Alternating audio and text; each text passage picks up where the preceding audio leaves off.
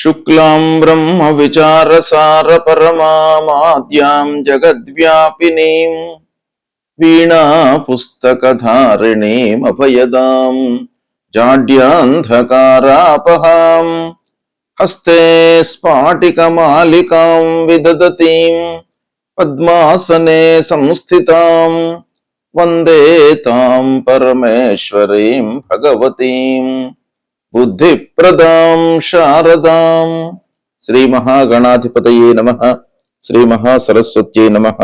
శ్రీ గురుభ్యో నమః. ప్రేక్షకులకందరికీ నూతన సంవత్సరము శ్రీ పరాభవనామ సంవత్సర ఉగాది శుభాకాంక్షలు తెలియజేస్తూ, ఈ సంవత్సరము మీ రాసులలో జన్మించినటువంటి వారికి, అంటే ద్వాదశ రాసులలో జన్మించినటువంటి వారికి ఎలాంటి ఫలితాలు ఉండబోతున్నాయి అనేటువంటి విషయాన్ని మనం తెలుసుకుందాం. ఈ సంవత్సరము అంటే ఈ పరాభవనామ సంవత్సరంలో ముఖ్యమైనటువంటి గ్రహాల యొక్క స్థితి ఎలా ఉంది?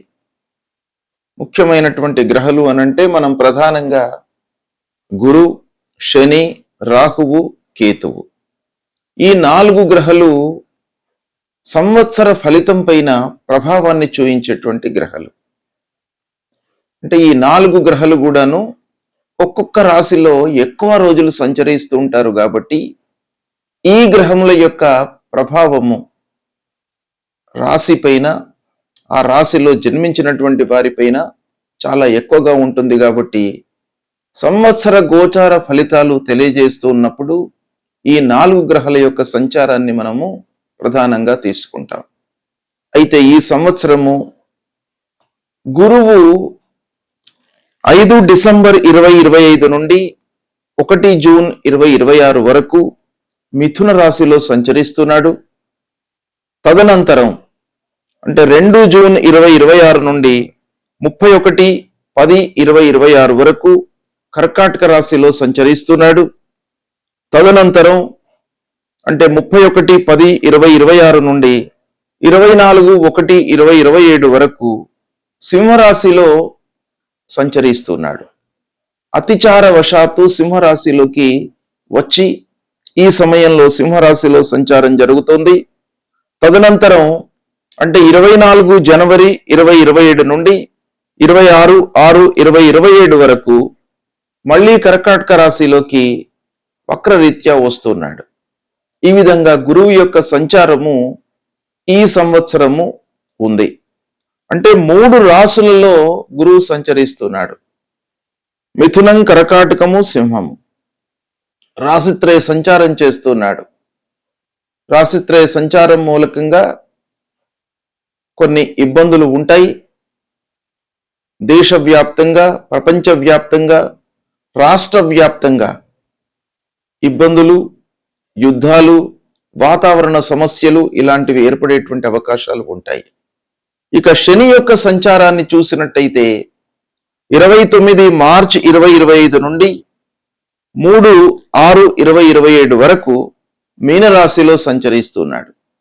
ఈ మొత్తం కాలం కూడాను మీనరాశిలో సంచరిస్తున్నాడు. ఇక రాహువు 18 మే 2025 నుండి 5 డిసెంబర్ 2026 వరకు కుంభరాశిలో సంచరిస్తున్నాడు.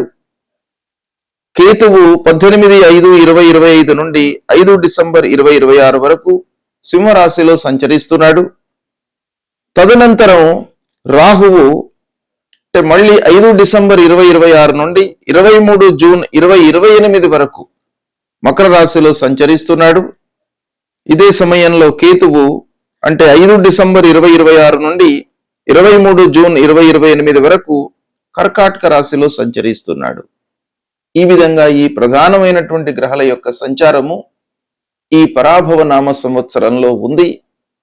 ఈ సంచారాన్ని దృష్టిలో పెట్టుకొని ఏ స్థానాలలో సంచరిస్తున్నారు, ఆ గ్రహాల యొక్క కారకత్వాలు, వాళ్ళు సంచరిస్తున్నటువంటి స్థానము యొక్క ప్రభావము ఆ జాతకుని పైన ఎలా ఉంటుంది అనేటువంటి విషయాన్ని మనం తెలుసుకుందాం. మీనరాశి వారికి శ్రీ పరాభవనామ సంవత్సరంలో గోచర ఫలితాలు ఎలా ఉన్నాయో తెలుసుకుందాం. మీనరాశి అనగానే ఏ నక్షత్రాలలో జన్మించినటువంటి వాళ్ళు, ఏ అక్షరంతో ప్రారంభమయ్యేటువంటి వ్యవహార నామం కలిగినటువంటి వాళ్ళు వస్తారో ముందుగా తెలుసుకుందాం. పూర్వభాద్ర నక్షత్రం 4వ పాదంలో జన్మించినటువంటి వాళ్ళు, ఉత్తరాభాద్ర నక్షత్రం 1, 2, 3, 4 పాదాలలో జన్మించినటువంటి వాళ్ళు, రేవతి నక్షత్రం 1, 2, 3, 4 పాదాలలో జన్మించినటువంటి వాళ్ళందరూ కూడాను మీనరాశి కిందికి వస్తారు. అంతేకాకుండా ది, దు, షం, ఝ, థ, చే, దే, దో, చ, చి అనేటువంటి అక్షరాలతో ప్రారంభమయ్యేటువంటి వ్యవహార నామం కలిగినటువంటి వాళ్ళందరూ కూడాను ఈ మీనరాశి కిందికి వస్తారు. మళ్ళీ ఒకమారు మీ వ్యవహార నామంలోని ప్రథమాక్షరాన్ని మళ్ళీ ఒకమారు చెప్తాను. ది, దు, షం, ఝ, థ, దే, దో, చ, చి ఈ అక్షరాలను మీరు దృష్టిలో పెట్టుకొని మీ పేరు ఈ అక్షరాలలో ప్రారంభమైనట్టయితే మీరు కూడాను మీనరాశి కిందికి వస్తారు. అయితే మీనరాశి వారికి ఈ పరాభవనామ సంవత్సరంలో ఆదాయం 11, వ్యయం 14గా ఉన్నది. ఆదాయ వ్యయాలలో పెద్దగా వ్యత్యాసం లేదు, సుమారుగా 11, 14 పాళ్ళు. కాబట్టి కొంత జాగ్రత్తగా మీరు కాన్సన్ట్రేషన్ చేసినట్టయితే లాభాలను పొందేటువంటి అవకాశము ఉంది. ఇక రాజపూజ్యం 7, రాజావమానం 2గా ఉంది. అంటే పూజ్యభావం సమాజంలో మీ పైన 7 పాళ్ళు ఉంది, అవమానం అనేటువంటిది 2 పాళ్ళు ఉంది. కాబట్టి మీకు గౌరవ మర్యాదలు, కీర్తి ప్రతిష్టలు ఈ సంవత్సరం బాగానే ఉంటాయి. ఇకపోతే ముఖ్యమైనటువంటి గ్రహాలు గురు, శని, రాహువు, కేతువుల యొక్క స్థానాలు సంచారం మూలకంగా ఎలా ఉన్నాయి ఈ సంవత్సరం అనే విషయాన్ని మనం చూసినట్టయితే, ప్రథమంలో అర్ధాష్టమ స్థానంలో గురు సంచారం ప్రతికూలంగా ఉంది. తదనంతరం పంచమ స్థానంలోకి ప్రవేశిస్తాడు, పంచమ స్థానం అనుకూలంగా ఉంటుంది. మళ్ళీ షష్టమ స్థానం ప్రతికూలంగా ఉంటుంది. మళ్ళీ తిరిగి వక్రరీత్యా పంచమ స్థానంలోకి వస్తాడు, అనుకూలంగా ఉంది. ఈ విధంగా గురు సంచారము ఉంది. ఇక శనీశ్వరుడు జన్మస్థానంలో సంచరిస్తున్నాడు, ప్రతికూలంగా ఉన్నాడు. రాహు ద్వాదశ స్థానంలో ప్రతికూలంగా ఉన్నాడు, కేతువు షష్టమ స్థానంలో అనుకూలంగా ఉన్నాడు. డిసెంబర్ 5 తర్వాత మళ్ళీ రాహువు ఏకాదశ స్థానంలోకి వస్తున్నాడు, అనుకూలంగా ఉన్నాడు. కేతువు పంచమ స్థానంలో ప్రతికూలంగా ఉన్నారు. ఈ విధంగా గ్రహస్థితి ఉంది మీనరాశి వారికి. అయితే ఈ గ్రహస్థితి మూలకంగా, ఈ స్థానాల మూలకంగా మనకు ఓవరాల్ గా ఫలితాలు ఎలా ఉన్నాయి అనే విషయాన్ని మనం చూసినట్టయితే, కొన్ని మార్పులు జరిగేటువంటి సంవత్సరం ఈ సంవత్సరము. మీనరాశి వారికి ముఖ్యంగా జీవన శైలి లోపల, జీవన విధానంలో, మీరు చేసేటువంటి పనుల లోపల చాలా మార్పులు చేర్పులు కలిగేటువంటి అవకాశాలు బాగా ఉన్నాయి. ముఖ్యంగా శని మీనరాశిలో సంచరిస్తున్నాడు, అంటే జన్మస్థానంలో సంచరిస్తున్నాడు.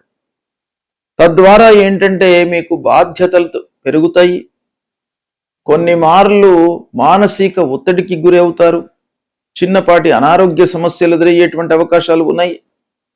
అయితే జీవితంలో, అంటే ఈ సంవత్సరం ప్రతి విషయాన్ని కూడాను మీరు కొంత సీరియస్గా తీసుకోవాలి. ఏదో నిర్లక్ష్య భావంతో ఉండకుండా జాగ్రత్తగా ఆచితూచి వ్యవహారం అనేటువంటిది చాలా అవసరము అనే విషయం మనకి ఇక్కడ తెలుస్తుంది. క్రమశిక్షణ, సహనము, ఓర్పు ఇవన్నీ కూడాను మీకు ఈ సంవత్సరం అవసరము. ప్రతి విషయాన్ని కూడాను లోతైనటువంటి విశ్లేషణతో ఆలోచించి ప్రారంభించడం చాలా అవసరము. ఇక గురువు మిథున రాశిలో సంచరిస్తున్నటువంటి సమయంలో కొంత గృహ వ్యవహారాలలో ప్రాధాన్యత సంతరించుకుంటుంది. అంటే అర్ధాష్టమ స్థానం 4వ స్థానం గోచార రీత్యా ప్రతికూలమే అయినప్పటికీ శుభగ్రహము 4వ స్థానంలో ఉండడం మూలకంగా మీరు ఇంటిపైన చాలా ఫోకస్ చేసేటువంటి అవకాశాలు బాగా కనబడుతున్నాయి. ఇంటికి సంబంధించినటువంటి మార్పులు, రిపేర్లు ఇలాంటివి మీకు కలుగుతాయి. కుటుంబ బాధ్యతలు పెరుగుతాయి, తల్లిదండ్రుల యొక్క బాధ్యతలు కూడాను పెరుగుతాయి. ముఖ్యంగా తల్లి యొక్క ఆరోగ్య విషయమై మీరు జాగ్రత్తలు తీసుకోవాలి. స్థిరాస్తుల విషయంలో కొంత ఆలస్యం జరిగినప్పటికీ మీకు అనుకూలత ఏర్పడుతుంది. ఇక 1 జూన్ తర్వాత కర్కాటకంలోకి బృహస్పతి ప్రవేశిస్తున్నాడు. పంచమ స్థానం అవుతుంది. అందున గురువు ఉచ్చ స్థానంలోకి ప్రవేశిస్తున్నాడు కాబట్టి మీకు చాలా అనుకూలమైనటువంటి ఫలితాలు పెరిగే అవకాశం ఉంది. పిల్లల విషయంలో మంచి జరుగుతుంది. పిల్లల విషయంలో మీరు మంచి నిర్ణయాలు తీసుకుంటారు. వాళ్ళ యొక్క చదువు, ఉద్యోగము, సెటిల్మెంటు, వివాహాది శుభకార్యాల విషయాలలో మీరు చాలా మంచి నిర్ణయాలు తీసుకుంటూ వాళ్ళను ఒక మంచి స్థాయిలో నిలపడానికై అన్ని విధాలుగా ప్రయత్నాలు చేస్తారు. అందులో సఫలీకృతులు కూడాను అవుతారు అనే విషయం మనకు గురు సంచారం మూలకంగా తెలుస్తోంది. సంతానం కొరకై ఎదురు చూస్తున్నటువంటి వారికి కూడాను ఈ సమయంలో సంతానము కలిగే అవకాశాలు ఉన్నాయి. ఇక విద్యార్థులు చదువులో రాణిస్తారు. పై చదువులకై చేసేటువంటి ప్రయత్నాలు బాగా కలిసి వస్తాయి. ముఖ్యంగా విద్యార్థుల విషయంలో కానివ్వండి, ఉద్యోగస్తుల విషయంలోనే కానివ్వండి, టెక్నికల్ సైడ్లో ఉన్నటువంటి వాళ్ళ విషయంలో కానివ్వండి, ఒక క్రియేటివిటీ అనేటువంటిది ఏర్పడుతుంది ఈ సమయంలో. అంటే మీదైనటువంటి ఒక సహజమైనటువంటి శైలి లోపల మీరు పైకి వచ్చేటువంటి అవకాశాలు ఉన్నాయి. ఇక తదనంతరము సింహరాశిలోకి గురు ప్రవేశించగానే కొంత పనిభారం పెరిగేటువంటి అవకాశాలు ఉన్నాయి. ఒత్తిడికి లోనవుతారు. ఉద్యోగంలో అధిక బాధ్యతలు మీరు చేపట్టవలసినటువంటి అవసరం ఏర్పడుతుంది. ఆరోగ్యంపై కొంత శ్రద్ధ అవసరం ఈ సమయం లోపల. ఇక పని, ఆరోగ్యము ఈ రెండు కూడాను సమపాళ్లలో ఉంటాయి. మీకు పని భారం పెరుగుతుంది, తద్వారా మీరు ఆరోగ్యాన్ని నిర్లక్ష్యం చేస్తారు. కానీ పని భారం పెరిగినప్పటికీ ఆరోగ్యాన్ని కూడాను మీరు అదే విధంగా చూడడం చాలా అవసరం అనేటువంటి విషయం మనకి ఇక్కడ తెలుస్తుంది. రాహువు కుంభరాశిలో సంచరిస్తున్నాడు. అంటే ద్వాదశ స్థానంలో రాహు మూలకంగా కొంత మీకు అంతర్లీనంగా ఒక భయము అనేటువంటిది ఏర్పడేటువంటి అవకాశాలు ఉంటాయి. అంటే అనవసరమైనటువంటి ఖర్చులు ముందుకి రావడం మూలకంగా ముఖ్యమైనటువంటి పనులు వాయిదా పడుతుంటాయి. తద్వారా మీ లోపల ఒక నిగూఢంగా ఒక ఆలోచన సరళి అనేటువంటిది ఏర్పడుతుంది. ఒంటరిగా ఉండడానికై ఎక్కువ అవకాశాలు ఉంటాయి. అంటే స్నేహితులతో కానివ్వండి, దగ్గర వాళ్ళతో కానివ్వండి, కలిసి ఉండకుండా మీరు ఒంటరిగా ఆలోచనలు చేస్తూ ఏదో ఒక ఇబ్బందికి గురయ్యేటువంటి, మానసిక ఇబ్బందికి గురయ్యేటువంటి అవకాశాలు ఉన్నాయి. కాబట్టి అది రాకుండా మీరు కొంచెం జాగ్రత్తలు తీసుకోండి. ఇక రాహువు మకర రాశిలోకి ప్రవేశించగానే మీకు 11వ స్థానం అవుతుంది. అప్పుడు మళ్ళీ ఆదాయము మీకు పెరిగేటువంటి అవకాశాలు ఉన్నాయి. పూర్వము మీరు ఏవైతే అనుభవించారో అవన్నీ కూడాను దూరం అయిపోతాయి. భయాందోళన అన్నీ కూడాను దూరం అయిపోతాయి. మకర రాశిలోకి ప్రవేశించగానే మీకు మంచి ఫలితాలను ఇస్తాడు రాహువు. అనవసరమైనటువంటి వ్యయాలను, ఖర్చులను కూడాను నివారిస్తాడు. విదేశీ ప్రయాణాలు మీకు చేపట్టేటువంటి అవకాశాలు ఉన్నాయి. ఇక కేతువు సింహరాశిలో ఉండడం మూలకంగా కొంత ఆరోగ్యం విషయమై మీరు నిర్లక్ష్యం చేసే అవకాశాలు ఉన్నాయి. కాబట్టి దానికి ప్రథమ ప్రాధాన్యత ఇవ్వండి. ప్రయాణాల మూలకంగా శారీరక అలసట పెరిగేటువంటి అవకాశం ఉంది. కేతువు కర్కాటక రాశిలోకి ప్రవేశించడం మూలకంగా తొందరపాటు నిర్ణయాలు మీరు చేస్తారు. భావోద్వేగాలకు గురి అవుతారు. కొన్నిసార్లు దురుసుగా ప్రవర్తించేటువంటి అవకాశాలు కూడా ఉన్నాయి. వాటిని కొంత కట్టడి చేసుకోండి. ఇక కుటుంబ పరంగా ఆలోచించినట్టయితే మీకు చాలా అన్యోన్యత, ఆప్యాయత పెరిగేటువంటి అవకాశాలు ఉన్నాయి. ఉద్యోగస్తులకు మట్టుకు స్థిరమైనటువంటి కాలమే, ఇబ్బంది లేదు. వాళ్ళ ఉద్యోగం స్థిరంగా ఉంటుంది, సంతృప్తిగా కొనసాగుతుంది. ప్రమోషను ఆలస్యంగా అయినప్పటికీ ప్రమోషన్ మీకు పొందేటువంటి అవకాశం కనబడుతుంది.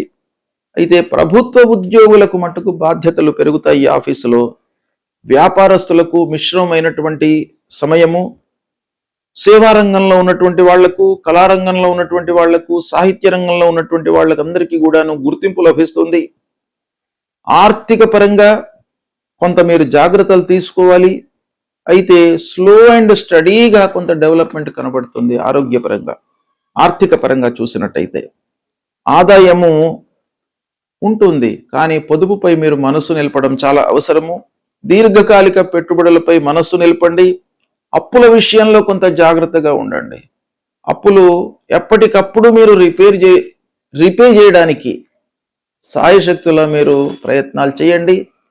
తద్వారా ఏమవుతుంది, మీకు మానసికమైనటువంటి ఒత్తిడి లేకుండా, టెన్షన్ లేకుండా ఉంటుంది. కాబట్టి ఏదో రకంగా రిపే చేయడానికి మీరు ప్రయత్నాలు చేసుకోండి. భార్యతో అన్యోన్యంగా ఉంటారు. ఇకపోతే మాటల వలన కొన్నిసార్లు ఇబ్బందులను ఎదుర్కొనే అవకాశాలు ఉన్నాయి. అంటే అపార్థాలు. మీరు బాగానే మాట్లాడతారు, మీ మనసులో ఒక భావన ఉంటుంది, తద్వారా మీరు మాట్లాడతారు. కానీ ఎదుటి వాళ్ళు దాన్ని స్వీకరించడంలో, అర్థం చేసుకోవడంలో విభిన్నంగా ఉండడం మూలకంగా కొన్ని అపోహలు, అపార్థాలకు గురి అయ్యేటువంటి అవకాశం కనబడుతుంది. కాబట్టి కుటుంబ పెద్దల సహాయ సహకారాలను తీసుకోండి. ఇకపోతే విద్యార్థులకు కొంత మానసిక ఒత్తిడి కనబడుతుంది. దాన్ని మీరు తగ్గించుకోవడానికై కాన్సన్ట్రేషన్ చేయండి. కృషి చేసినట్టయితే మీకు విజయం లభిస్తుంది. విద్యార్థులకు పోటీ పరీక్షలలో ఆలస్యంగానైనప్పటికీ ఫలితం మీకు అనుకూలిస్తుంది. కళారంగంలో, సంగీత రంగంలో ఉన్నటువంటి వాళ్లకు గుర్తింపు లభిస్తుంది. ఓవరాల్గా మనం చూసినట్టయితే ఈ సంవత్సరము మిత్రుల యొక్క ఎంపిక అనేటువంటిది చాలా ఇంపార్టెంట్. అంటే ఎవరితో స్నేహం చేయాలి, ఎవరితో వ్యాపారం చేయాలి, ఎవరిని క్లోజ్గా మనము తీసుకోవాలి, ఎవరిని నమ్మాలి, ఎవరిని నమ్మకూడదు అనేటువంటి విషయాలపై మీరు చాలా ఫోకస్ పెట్టి నిర్ణయాలు తీసుకున్నట్టయితే మీరు చాలా సత్ఫలితాలను పొందుతారు. ఇకపోతే కోపానికి, భావోద్వేగాలకు కొంత మీరు పక్కన పెట్టేసేయండి ఈ విషయాలను. మిగతా విషయాలలో మీకు చాలా కలిసి వస్తుంది. జీవితం అర్థవంతంగా ఉంటుంది. ఈ సంవత్సరం మొత్తం కూడాను అనుభవాలే మీ సంపద అన్నట్టుగా ఉంటుంది. కాబట్టి జీవితంలో మీరు గతంలో పొందినటువంటి అనుభవాల మూలకంగా ఈ సంవత్సరంలో చాలా మంచి ఫలితాలను పొందేటువంటి అవకాశం ఒక పక్కన కనబడుతుంది. సంవత్సరం ప్రారంభంలో కొంత భారం అనిపించినప్పటికీ మధ్యలో అనుకూలత ఉంది. చివరిలోకి వచ్చేటప్పటికీ మీకు స్థిరమైనటువంటి ఆలోచనలతో ఒక స్థిరమైనటువంటి జీవితాన్ని గడుపుతారు. ఆత్మవిశ్వాసంతో ఉండండి. ఈ సంవత్సరం మీకు బాగా కలిసి వస్తుంది. గ్రహస్థితి బాగా లేనప్పుడు భగవంతుడి యొక్క అనుగ్రహం కొరకై మనము కొన్ని పరిహారాలను చేసుకోవాలి. అవి ఏంటంటే, ముఖ్యమైనటువంటి గ్రహాలు మనకు గురు, శని, రాహువు, కేతువు. గురువు ప్రతికూలంగా ఉన్నప్పుడు, అంటే 2, 5, 7, 9, 11 స్థానాలలో గురువు సంచరిస్తున్నప్పుడు అనుకూలమైనటువంటి ఫలితాలను ఇస్తాడు. ఇవి కాకుండా మిగతా స్థానాలలో సంచరిస్తున్నప్పుడు ప్రతికూలమైనటువంటి ఫలితాలు ఇస్తాడు. కాబట్టి ఈ ప్రతికూలతను నివారించడానికి ఆ గురువు యొక్క అనుగ్రహం మనకు కావాలి. కాబట్టి మనము ఆ గురువును ప్రీతి చేసుకోవడానికై ఏం చేయాలి అనేటువంటి విషయాన్ని మనం చూసినట్టయితే, ప్రథమంగా గురువుకు సంబంధించినటువంటి మూల మంత్రము మీరు ప్రతినిత్యం కూడాను జపించండి. దేవానాంచ ఋషీణాంచ గురుం కాంచన సన్నిభం వందనీయం త్రిలోకానాం తన్నమామి బృహస్పతిం అనేటువంటి ఈ మూల మంత్రాన్ని ప్రతినిత్యం కూడాను చదువుకోండి. గురువులను సందర్శించండి, సద్గురువుల దగ్గరికి వెళ్ళండి, వాళ్ళ యొక్క ఆశీస్సులను పొందండి, తల్లిదండ్రుల యొక్క అనుగ్రహాన్ని పొందండి, తల్లిదండ్రులకు కావలసినటువంటి సపర్యలను చేస్తూ ఉండండి. తద్వారా మీకు ప్రథమ గురువులు తల్లిదండ్రులు కాబట్టి వారి మూలకంగా మీకు అనుగ్రహం లభిస్తుంది. గురువు మూలకంగా కలిగేటువంటి ఆ దుష్ప్రభావం దూరం అవుతుంది. తల్లిదండ్రులకు సేవ చేయండి, తప్పకుండా మీకు గురువు యొక్క అనుగ్రహం లభిస్తుంది. దక్షిణామూర్తి స్తోత్ర పారాయణం చేసుకోండి, దత్తాత్రేయ స్వామిని కొలవండి. ఈ విధంగా చేసినట్టయితే గురువు ప్రీతి చెంది మీకు అనుకూలమైనటువంటి ఫలితాలను ఇస్తాడు. అదేవిధంగా శనీశ్వరుడు ముఖ్యమైనటువంటి గ్రహ. పాపగ్రహాల లోపల శని ముఖ్యమైనటువంటి గ్రహం గనక ఈ శనీశ్వరుడు 3, 6, 11 స్థానాలలో సంచరిస్తున్నప్పుడు శుభ ఫలితాలను ఇస్తాడు. మిగతా స్థానాలలో సంచరిస్తున్నప్పుడు ప్రతికూలమైనటువంటి ఫలితాలను ఇస్తాడు. ముఖ్యంగా అర్ధాష్టమ స్థానం అంటే 4వ స్థానంలో సంచరిస్తున్నప్పుడు, అష్టమ స్థానం అంటే 8వ స్థానంలో సంచరిస్తున్నప్పుడు, ద్వాదశ స్థానం అంటే 12వ స్థానంలో సంచరిస్తున్నప్పుడు, జన్మస్థానంలో సంచరిస్తున్నప్పుడు, ద్వితీయం అంటే 2వ స్థానంలో సంచరిస్తున్నప్పుడు చాలా ప్రతికూలమైనటువంటి ఫలితాలను శనీశ్వరుడు మనకు కలిగిస్తాడు. కాబట్టి దీని నుండి విముక్తులు కావడానికై, అంటే శని ముఖ్యంగా మనకు జీవితంలో చాలా గుణపాఠాలను నేర్పిస్తాడు. ప్రతి విషయం లోపల కూడాను ఆలస్యము, అనుకున్నవి కాకపోవడము, ఆర్థికమైనటువంటి ఇబ్బందులు, మనిషి లోపల ఒక లేజీనెస్ అనేటువంటిది క్రియేట్ చేయడము, ఇలాంటి ఎన్నెన్నో విషయాలపై శని యొక్క ప్రభావం ఉంటుంది. కాబట్టి శనిని ప్రీతి చేసుకోవడానికి మనం ఏం చేయాలి? ప్రతినిత్యం కూడాను శనైశ్చరుడికి సంబంధించిన మూలమంత్రాన్ని చదవండి. నీలాంజన సమాభాసం రవిపుత్రం యమాగ్రజం ఛాయా మార్తాండ సంభూతం తం నమామి శనైశ్చరం అనేటువంటి మూలమంత్రాన్ని ప్రతినిత్యం చదువుకోండి. ఆంజనేయ స్వామిని కొలవండి, ఆంజనేయ స్వామి దేవాలయానికి వెళ్ళండి, హనుమాన్ చాలీసా ప్రతినిత్యం కూడాను చదువుకోండి. ఈ స్తోత్ర పారాయణం మూలకంగా శనైశ్వరుడికి సంబంధించినటువంటి దుష్ప్రభావం దూరమవుతోంది. అదేవిధంగా రాహువు ముఖ్యమైనటువంటి గ్రహము.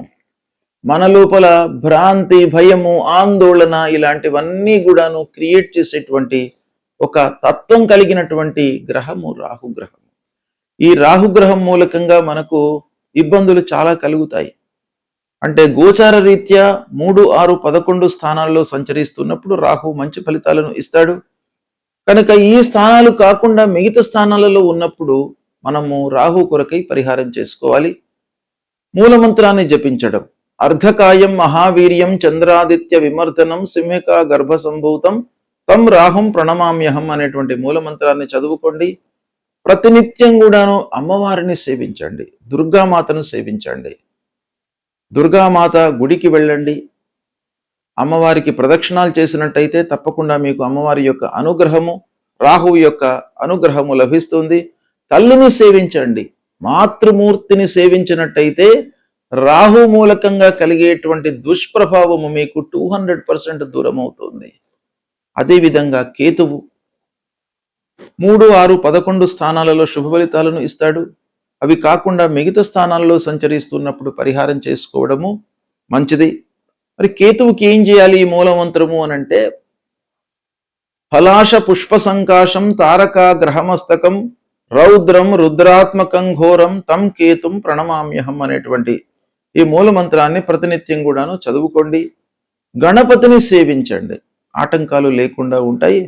మీకు విరక్తి భావన కలగకుండా ఆ కేతువు మిమ్మల్ని కాపాడుతాడు.